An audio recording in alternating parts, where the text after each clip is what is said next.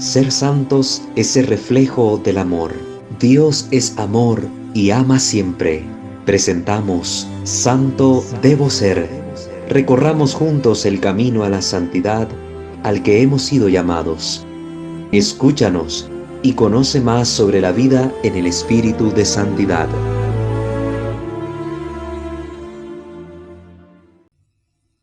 Quiero tocar el tema de la libertad humana desde la concepción del eclesiástico a partir del capítulo 15, versículo 11 al 20. Quiero meterme en este tema porque es un asunto serio. ¿Qué es la libertad? ¿Qué es lo que realmente nosotros tenemos permitido hacer? ¿Qué podemos hacer con esa libertad que hemos recibido de Dios? Hay ciertamente un abuso de este don. Nosotros sabemos que somos libres porque tenemos la capacidad de pensar, de reflexionar, de ver que somos capaces de elegir entre una y otra cosa. Entonces detectamos que en nosotros está la posibilidad de la libertad. Bueno, más que una posibilidad, la realidad de la libertad. Porque precisamente tenemos la posibilidad de elegir entre lo bueno y lo malo, entre lo correcto y lo incorrecto. Y ya el poder elegir significa que tenemos ese don, que podemos hacer el uso de nuestra razón y nuestra voluntad para atender a algo. Y es importante darnos cuenta que la libertad no es un valor absoluto. La libertad no es un valor absoluto. ¿Por qué? Porque tiene un límite. Llega hasta donde empieza la libertad del otro. Mi libertad termina donde comienza la libertad del otro. Entonces no puede ser un valor absoluto, como la vida, por ejemplo. La vida sí es un valor absoluto. Todos tenemos derecho a la vida, pero mi libertad tiene un límite. Y el problema está en que hoy en día el hombre no conoce el límite de su propia libertad, porque no se conoce a sí mismo, no conoce su imperfección, no conoce sus debilidades. Entonces muchas veces traspasamos los límites de nuestra libertad y vienen las consecuencias que nos hacen sufrir, que nos hacen sentirnos mal. Comencemos tomando el primer versículo. Dice el versículo 11, no digas, me he desviado por la culpa del Señor, porque Él no hace lo que detesta. No digas, Él me ha extraviado, porque Él no tiene necesidad del pecador. El Señor detesta toda maldad, y los que le temen también la aborrecen. Primera cosa que tenemos que ver. Somos libres para elegir. En esta libertad nosotros vamos escogiendo qué cosas van a conformar nuestra historia de vida. ¿Qué actos van a marcar nuestras decisiones? ¿Qué virtudes nosotros queremos cosechar? ¿Qué defectos queremos nosotros erradicar en nuestra vida o queremos potenciarlos? Pero aquí la Escritura nos está diciendo algo claro. Nadie diga me he desviado por culpa del Señor. El Señor a nadie empuja hacia la muerte, hacia el error, hacia el pecado. Dios lo permite, que es diferente. Dios lo permite precisamente porque nos ha dado la libertad. Si no nos hubiera dado esa posibilidad de escoger mal, significa que no fuéramos totalmente libres. Significa que seríamos seres robotizados, que Dios nos crea y nos mete como un chip en el alma donde nos programa para hacer esto y lo otro y de ahí no podemos salir. Eso sería un error, concebir la vida humana como una vida robótica, programada. No. Dios nos permite a nosotros escoger. Y en ese escoger nosotros muchas veces nos vamos hacia lo que no es correcto. Pero eso es libertad mal usada. Es una decisión tomada adrede, después de reflexionarla, tomada adrede inclinada hacia el pecado, hacia el mal. Pero no es Dios el que me está empujando. Dios al contrario siempre me da su gracia para tender hacia Él.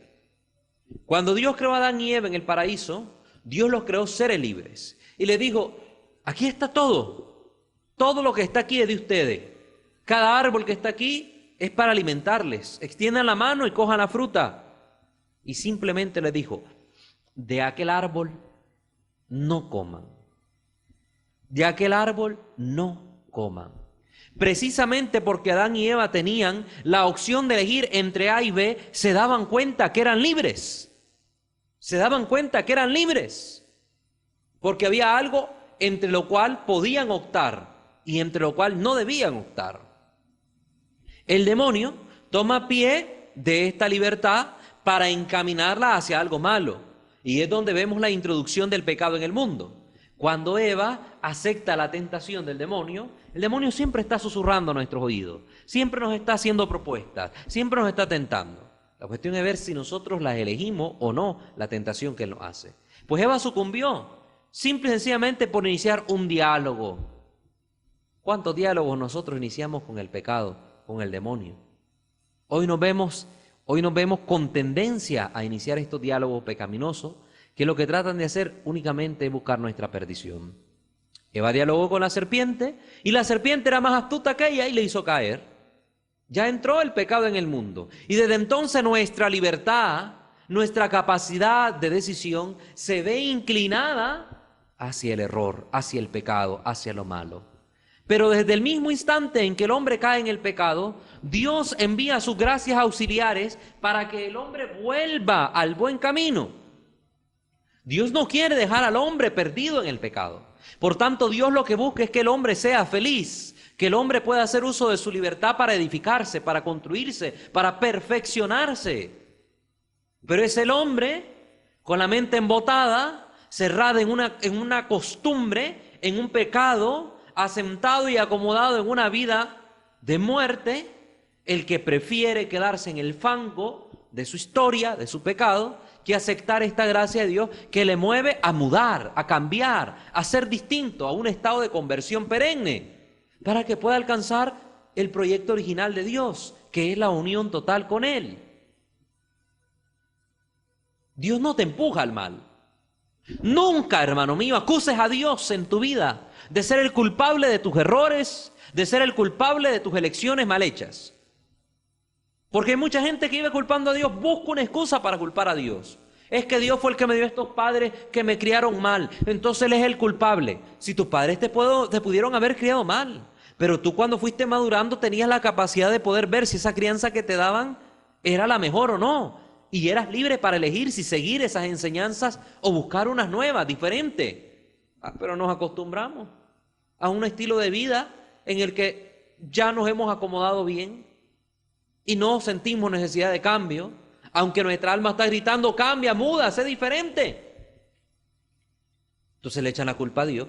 Dios es el culpable porque me dio estos padres. Dios es el culpable porque el ambiente en el que crecí, Él lo dispuso. Dios es el culpable porque X. Dios es el culpable porque me dio la vida. Es que hasta por una tontera. Las excusas te las presenta el diablo para poner a Dios como tu enemigo, tu principal enemigo. Esa es la peor estupidez que podemos cometer como seres humanos. Tratar de caer en la trampa del demonio y ver a Dios como un enemigo. No, hermano, Dios no es tu enemigo. Dios te quiere ver feliz. Por eso dice la Escritura, el Señor detesta toda maldad y los que le temen también aborrecen la maldad. Aquellos que empiezan a entrar en la dinámica de dejarse llenar su corazón por la gracia de Dios, empiezan a darse cuenta que en nuestros actos libres hay estos actos a los cuales tendemos que no nos hacen bien. Como lo que dice San Pablo en la primera carta de los Corintios, capítulo 6, versículo 12. Todo lo puedo hacer, pero no todo me conviene. Entonces el hombre que se va acercando a Dios tiene la capacidad de poder ver con otra óptica las cosas y se va dando cuenta que aunque todo lo podemos hacer en nuestra libertad, hay cosas que tienden a convertir la libertad en libertinaje por el abuso del mismo acto o del mismo don que Dios nos da para poder escoger. Y tendemos a cosas que nos hacen daño, que vienen en perjuicio nuestro, en vez de escoger aquellas que vienen en nuestro beneficio y nuestro crecimiento. Entonces el que se acerca a Dios tiene la capacidad de ver cuáles de estos actos precisamente le llevan a la muerte y cuáles de estos actos le llevan a la vida, a la felicidad. Entonces aquel que se acerca a Dios también aborrece la maldad. Poco a poco el hombre empieza a perder el sentido del pecado.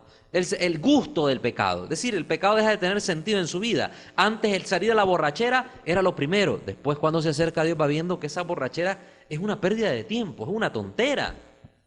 Llegar y echarme 1, 3, 4, 5 tragos hasta caer bien bolo, mareado en el suelo, eso es felicidad. Estar vomitado en la calle, tirado en una cuneta, eso es felicidad. Morir de una sobredosis tirado en el suelo de mi cuarto, eso es felicidad. Con una soga al cuello porque sentí que ya la vida en la que me metí era una vida llena de todo y vacía de todo a la vez. ¿Eso es felicidad? No. Entonces el hombre que se acerca a Dios empieza a perder el gusto por las cosas del mal, por las cosas del mundo, por las cosas del pecado. Y se va dando cuenta de la realidad que nos habla San Juan en sus cartas. El que traba amistad con el mundo tiene enemistad contra Dios. Entonces el hombre que se acerca al Señor se da cuenta de esta realidad y se aleja poco a poco de lo que el mundo tiene que ofrecerle. No mira en el mundo la satisfacción de los deseos que arden en su corazón. No ve en el mundo aquella fuente que puede nutrir y llenar el vacío que tiene su corazón. Es decir, las cosas cambian. Las cosas cambian. Al principio, el Señor creó al hombre y lo dejó a su propio albedrío. Versículo 14. Dios lo deja a su propio albedrío, por amor. Te crea un ser único, excepcional, libre, dotado de capacidades que te hacen a vos, que te permiten a vos poder llevar una vida plena, feliz, dichosa. Pero el demonio siempre va a tratar de frustrar los planes de Dios y va a infundir en tu corazón inquietud por las cosas del mundo. Va a infundir en tu corazón necesidad de las cosas del mundo. No hablando de las necesidades básicas que ya sabemos que todo mundo tiene. Necesidad de respirar, necesidad de comprar algo para comer, necesidad de trabajar para ganarte el pan de cada día. No, sino de aquellas cosas que son superfluas y el demonio te las presenta como necesarias. La vanidad, el ego, una posición elevada dentro de la sociedad, el honor, la gloria. Cosas que no son necesarias para alcanzar la verdadera felicidad. ¿Cuántos hombres en la vida de la iglesia se ha demostrado han renunciado al poder, a los reinos, a los ducados, a los principados? Lo han dejado todo por amor a Cristo. Reyes que se han vuelto monjes en el desierto, que han dejado todo para irse a meter en una cueva y ahí pasar sus años meditando la palabra de Dios y enseñando con el ejemplo cuál es la verdadera felicidad, el verdadero camino a la paz interior que se alcanza cuando Dios habita en el hombre. Entonces, el engaño viene del demonio. 3 son nuestros enemigos, dice en la carta de San Juan: el diablo, el mundo y la carne. Nuestra carne, por la concupiscencia, está inclinada al pecado. Pero dice San Pablo, la carne contra el espíritu y el espíritu contra la carne. Tenemos sí el espíritu para no abandonarnos a los placeres y deseos de la carne. Hay un espíritu que es fuerte, que si lo alimentamos y dejamos que Dios lo llene, tiene la capacidad para resistir al mal. Si no nos cultivamos en las cosas de Dios, en las cosas espirituales, ¿esto qué hace? Hace que la carne venga y nos haga tender al mal. Hace que la carne sea la imperante en nosotros. Hay que tener cuidado y mejor cultivar las cosas espirituales que nos van a dar a nosotros las gracias y las capacidades para no caer en las tentaciones. El versículo 15 nos dice: si quieres, guardarás los mandamientos y permanecerás fiel a su voluntad. Miren qué interesante. Dios siempre propone al hombre: si quieres, guardarás sus mandamientos. Si quieres, no te obliga.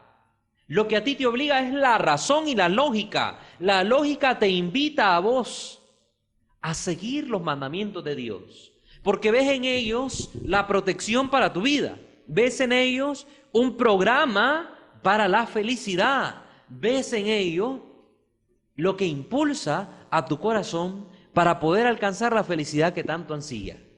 Entonces, Dios lo que hace es proponerlo. No te quiere obligar a que vos aceptés los mandamientos que Él te da.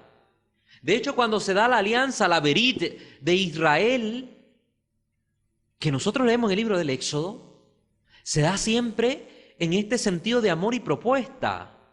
Dios le propone al pueblo ser su Dios y que Él sea su pueblo, el pueblo de su propiedad. El pueblo dice, sí, tú, Señor, serás nuestro Dios, nosotros seremos tu pueblo. El pueblo acepta la invitación de Dios. Lamentablemente, veremos después en la historia de la salvación cómo el pueblo es infiel al Señor y traiciona este voto de fidelidad que tomó para cumplirlo como tal allá en el monte Sinaí, cuando se pacta la alianza entre Dios y el pueblo. Entonces, Dios nos hace una propuesta. Dios siempre está proponiéndonos las cosas. Nos dice, este es el camino del bien y este es el del mal. Yo te propongo mis mandamientos, mi palabra te da vida, mi palabra te llena. Yo soy la vida, yo soy la verdad, yo soy el camino.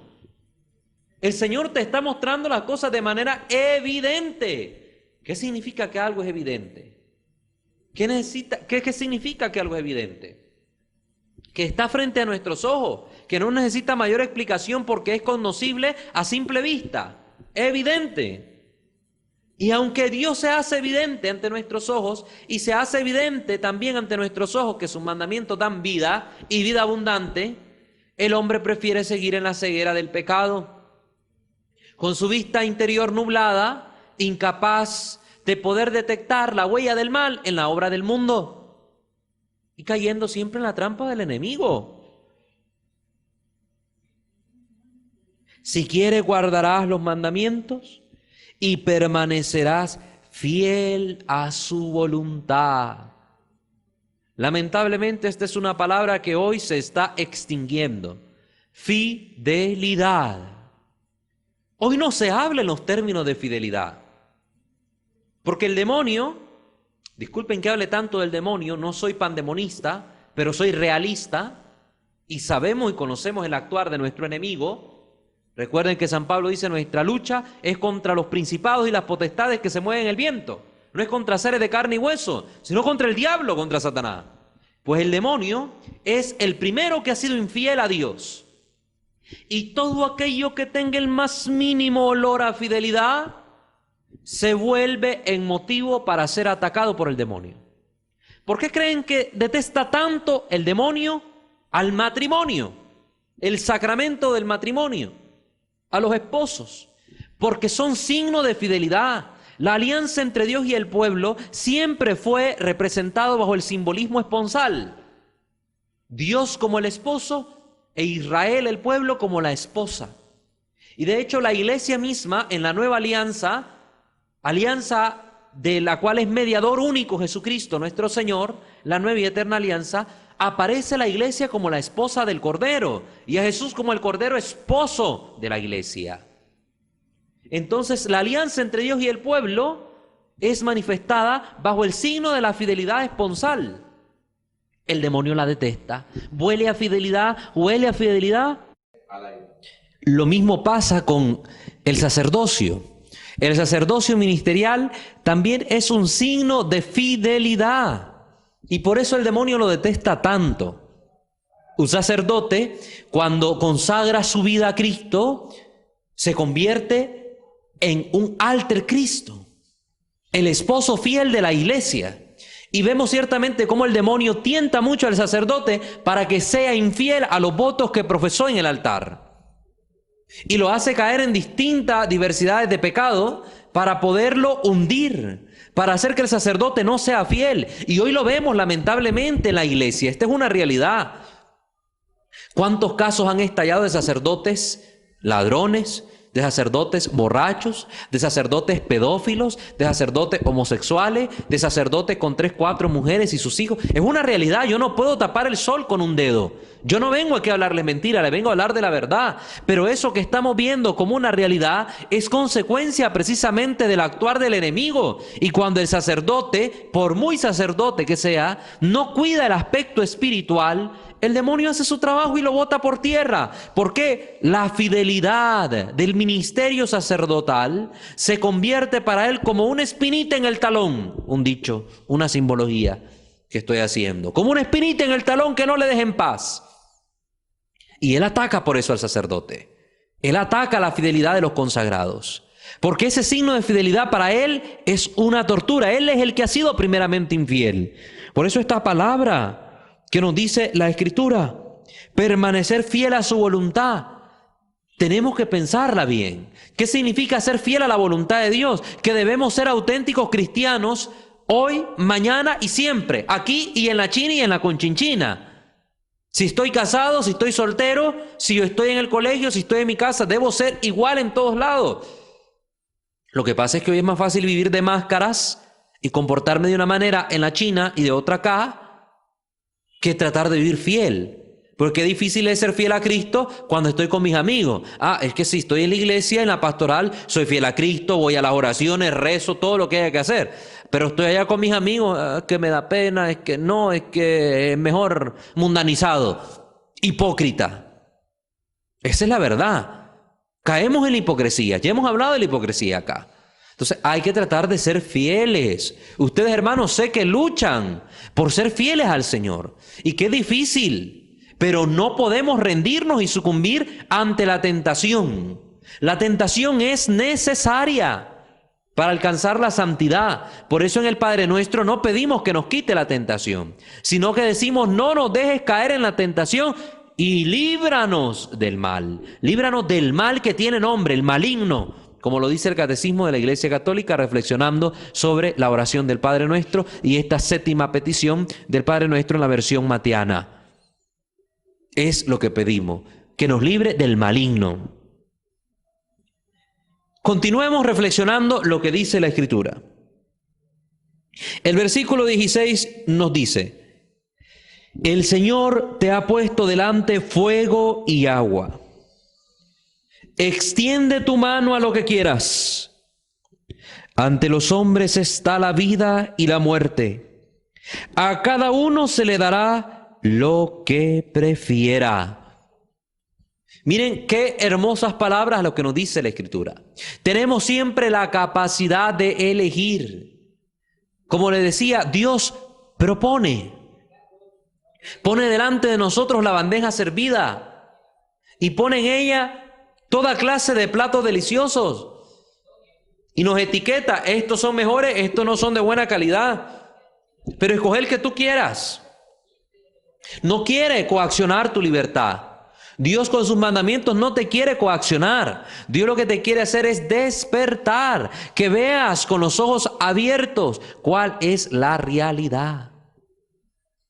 ¿Qué es lo que conviene? ¿Qué es lo que no conviene? Tengamos presente las palabras de la primera carta a los Corintios. Todo lo que quiero puedo hacerlo, mas no todo me conviene.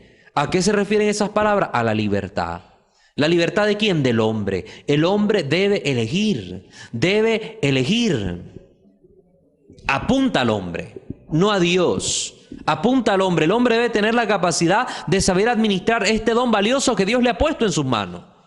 Como la parábola aquella de los sirvientes a los cuales el rey le dejó a unos 5 talentos, a otros 2 talentos y a otro 1 talento.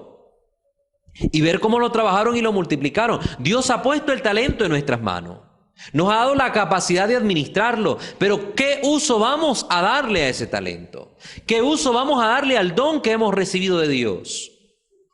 Un uso proporcionado a nuestra capacidad racional e iluminado por personas como las del magisterio de la iglesia, por los obispos, los sacerdotes, los diáconos, donde tenemos la virtud de la templanza ayudando a dominar nuestra voluntad.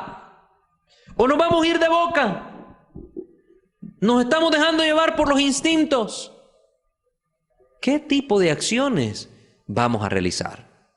¿Para dónde vamos a tender? ¿Para dónde? La balanza se inclina hacia ahí donde hay más peso. Pues si nosotros hemos buscado lo malo, los vicios y nos hemos acostumbrado a eso, hacia ahí se van a inclinar las elecciones libres que nosotros hagamos.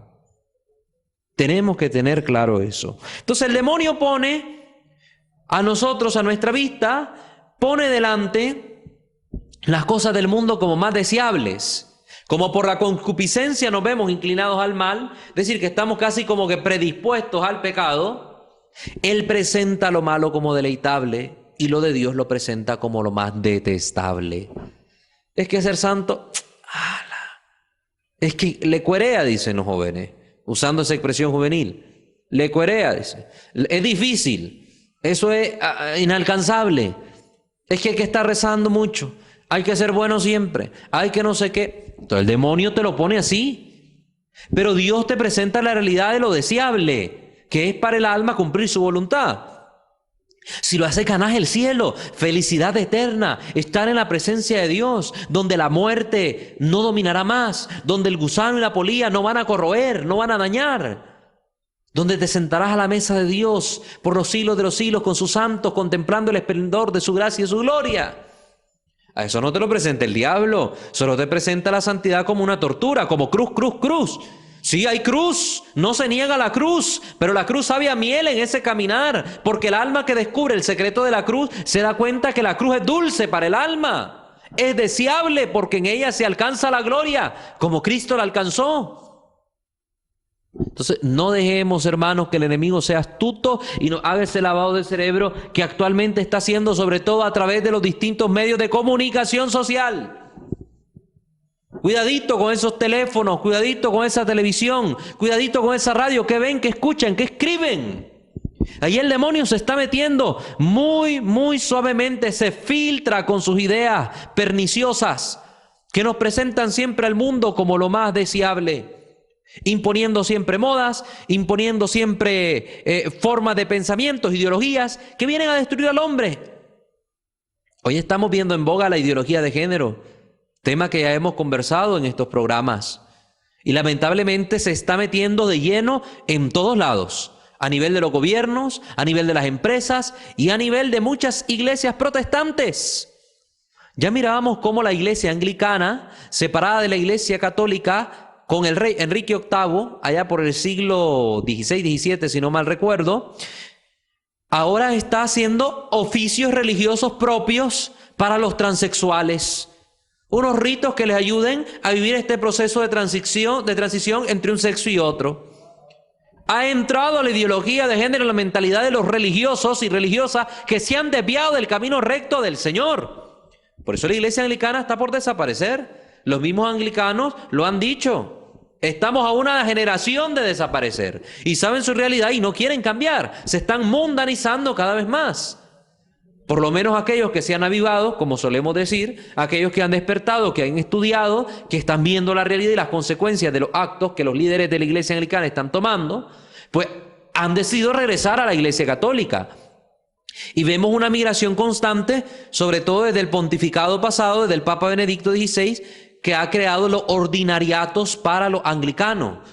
Ordinariatos católicos para los anglicanos que deciden convertirse nuevamente a la fe católica apostólica que profesa la iglesia romana, la iglesia de Cristo, la iglesia del apóstol Pedro. Entonces, hay que tener cuidado con este tipo de pensamientos, los mete el diablo para confundir nuestra forma de pensar y creemos que porque está de acuerdo con nuestra manera de pensar, debemos optar a ello y es bueno y aceptable. Falso. La verdad es un valor absoluto, no es relativo. Y la verdad no va a ser verdad porque yo diga que es verdad. Es verdad y yo me debo someter a ella, porque en sí misma es objetiva y es clara. Por ejemplo, hay una verdad clara que los médicos manejan. La verdad, por ejemplo, de los órganos y sus funciones. La vista, el órgano de la vista es el ojo. Ningún doctor puede decir en ninguna parte del mundo que la gente ve por la nariz. Nadie. Es una verdad objetiva y real que el ojo es el órgano de la visión. Eso no se puede negar. Entonces, porque hay un médico que quiera decir que la que ve es la nariz, entonces todos tenemos que aceptarlo porque él cree que es así. No. La ciencia, a través de sus métodos, demuestra que únicamente el órgano de la visión es el ojo. Es una verdad innegable. Entonces lo mismo tenemos que tener claro nosotros. Hay verdades objetivas y hay verdades relativas. El problema en el mundo actual es que el demonio nos está infundiendo en nuestro pensamiento que todas las verdades son relativas. Estamos cayendo en el relativismo moral, relativismo espiritual, relativismo social, todo tipo de relativismo. Debemos tener cuidado, porque ese tipo de visión nos llama y nos empuja a escoger mal. Pongo delante de ti vida y muerte, dice el Deuteronomio también. Elige, tú elige. ¿Hacia dónde está tendiendo nuestra mano? ¿A elegir el mal o elegir el bien? ¿Elegir la vida o elegir la muerte? Si nuestra forma de ver está viciada, lógicamente vamos a tender al mal. Por eso, la misión imperante de los ministros del Señor en la Iglesia Católica, la misión de los católicos como fieles creyentes de nuestro Señor, es no quedarnos callados, denunciar la mentira que está pudriendo al mundo, a nuestras sociedades, a nuestras familias. Tenemos que tener la voz en alto. Yo soy criticado por los medios, por muchas personas, porque hablo y digo la verdad, porque no me callo. Es que el Señor a mí no me ha llamado a tener la boca cerrada y a tener miedo y vivir en el miedo. Miedo al que dirán, miedo que me maten. No, a mí me toca hablar. Y hablar la verdad en todos los ámbitos y espacios, ya sea los espacios de la iglesia misma o los espacios del mundo. A veces toca, hay que corregir, hay que ver ciertos errores que están plagando nuestra fe y hay que denunciarlos como tal. Si alguien se siente herido, culpa de él, es su problema, pero la verdad tiene que ser anunciada. El problema es que hoy vivimos bajo tantos respetos humanos que no se le puede decir a nadie nada porque se siente ofendido. No, discúlpeme, la verdad es real. Y la verdad es una espada que corta, hiere y hace que la persona recapacite. Entonces yo no puedo callar la verdad en aras de estar bien con Raimundo y todo mundo. No, sabemos que no somos moneditas de oro para caerle bien a todo mundo. Pero tenemos un deber, una misión ante Dios, que es anunciar la verdad y denunciar la mentira. Que esto nos quede claro.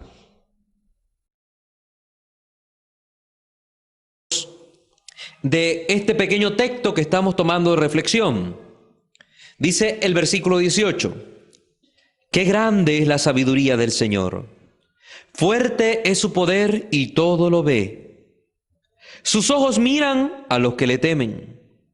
Él conoce todas las obras del hombre.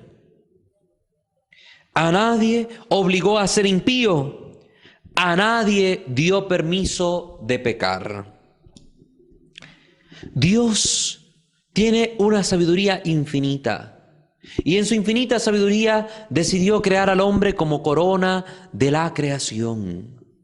El hombre es la obra más excelente de Dios y Dios ha puesto en el hombre el don maravilloso de la libertad. Somos seres libres. Solo los espíritus angélicos y los seres humanos han sido creados con el don de la libertad.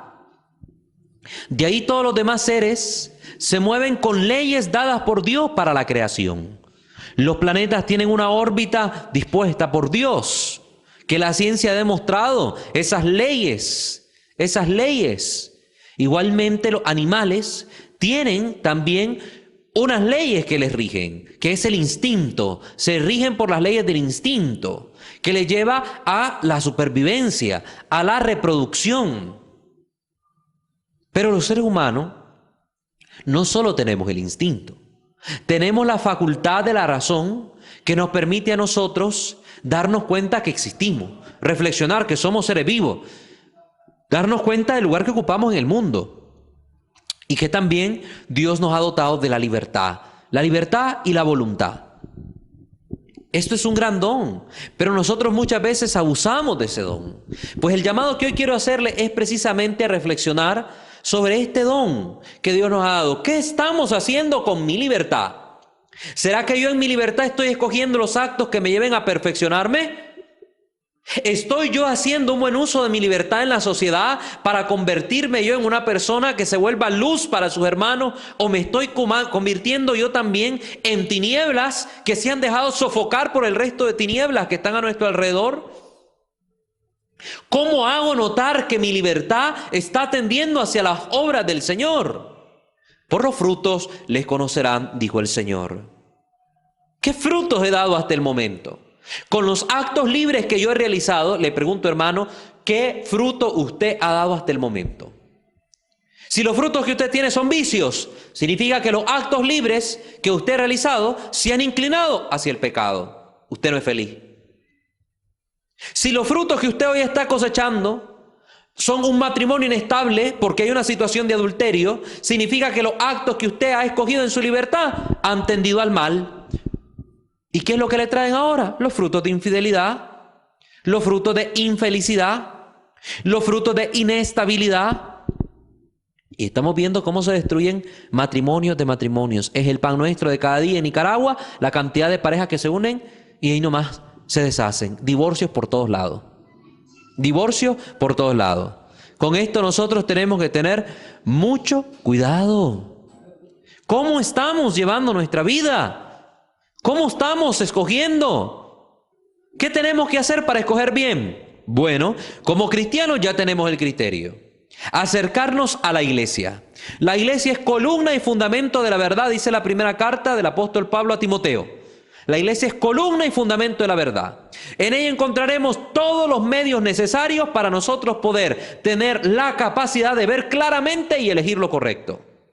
Ya que no lo querramos elegir, son otros 100 pesos, porque la iglesia, fiel a su Señor, fiel reflejo de Dios, hace lo mismo que Él. Propone a sus hijos las cosas que se pueden hacer, pero no te obliga, no te ahorca, no te coacciona para que tú elijas. La iglesia te propone. Entonces nosotros tenemos que aprender precisamente esto, buscar en la iglesia las herramientas adecuadas para yo poder tener la capacidad de, a la hora de tomar decisiones, haciendo uso de mi libertad, no cometer un abuso de esa libertad, sino más bien elegir rectamente lo que conviene a la salvación de mi alma, lo que conviene a la estabilidad de mi hogar, lo que conviene a mi perfeccionamiento humano, lo que conviene a mi desarrollarme como ciudadano de este pueblo para hacer que Nicaragua avance. Eso es lo que yo tengo que pensar. Entonces la iglesia me proporciona herramientas. ¿Qué tipo de herramientas? La oración, la palabra de Dios, la Santa Eucaristía, los sacramentos, la prédica de hombres que Dios ha ungido para poder llevar palabras iluminadoras al pueblo santo, como son las palabras del Santo Padre, el Papa Francisco, el Romano Pontífice, las palabras de los obispos. Aquí tenemos en nuestra diócesis de Estelí un obispo estrella en esto, que habla y dice claras las cosas y las verdades, que nos da luces precisas para que nosotros sepamos por dónde conducir nuestra vida. Lo que pasa es que nos hemos acostumbrado al mundo y es fácil señalarle y criticarle, porque tal vez no está de acuerdo con el avance del mundo, como el mundo va y hacia donde el mundo va, que es hacia un barranco, hacia un abismo. Y trata de decirnos, cuidado que por ahí el abismo está abierto y te puedes hundir. Pero cuando alguien surge para decirnos este tipo de cosas, lo tachamos de retrógrado, fanático, una persona que no está actualizada. Si ser actualizado es seguir los caminos que el mundo sigue hoy, prefiero quedarme en la prehistoria. Se lo digo sinceramente, porque ahora hemos visto unas cosas que son escandalosas. Padres matando a sus propios hijos en el aborto, hijos matando a sus padres.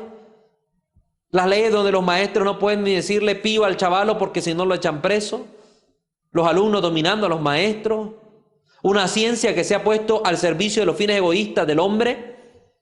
Un mundo cada vez más explotado, donde el pobre es cada vez más humillado y se le hace sentir bien al pobre sintiéndose pobre y estando pobre y miserable. Donde ya la persona ha perdido el sentido de su identidad personal, ya no se sabe si es persona, si es cosa, porque hoy se tiende con la ideología de género a sentirme animal, a sentirme lámpara, y todo el mundo debe sentirse bien conmigo, porque si hoy me quiero sentir cama, todo el mundo tiene que aceptarme como cama aunque soy persona. Donde el sentido del sexo se ha perdido, ya no se sabe quién es hombre, quién es mujer, porque hoy se habla de género. Si eso es avanzar, si eso es progreso, si eso es estar actualizado, prefiero estar en la prehistoria. Se lo digo sinceramente, porque eso no es avance, eso es retroceso para el hombre. La dignidad que ha sido elevada en alta por Dios, el diablo está haciendo que ahora la machuquemos, pisoteando la dignidad del hombre. Eso está mal. Pero nadie quiere abrir los ojos. Todo el mundo se acostumbra, es que es lo nuevo, es lo que está en boga, es lo que está de moda. Discúlpeme, las modas son pasajeras, la palabra de Dios no pasará. No pasará. Entonces, dejémonos iluminar por Cristo, por su palabra, por la palabra que la iglesia nos da, para que nuestra vida pueda alcanzar la felicidad que Dios ansía que nosotros alcancemos.